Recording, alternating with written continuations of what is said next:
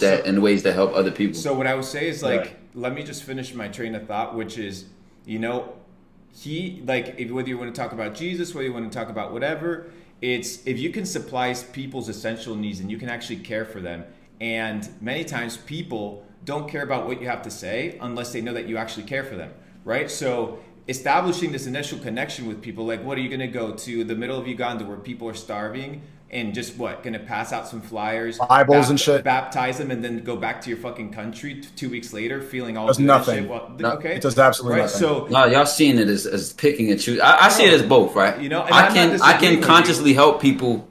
yeah, I'm only connect saying with this in themselves. response to my question of what is the most important thing. And if your response is food and water, and I'm not discounting the No, he importance said of food he said and independence. water. He said freedom.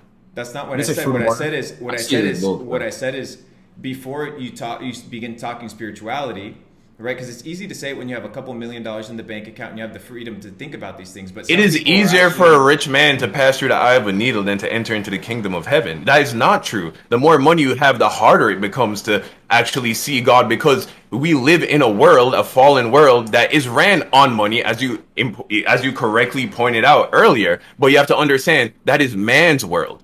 Man's rule pales in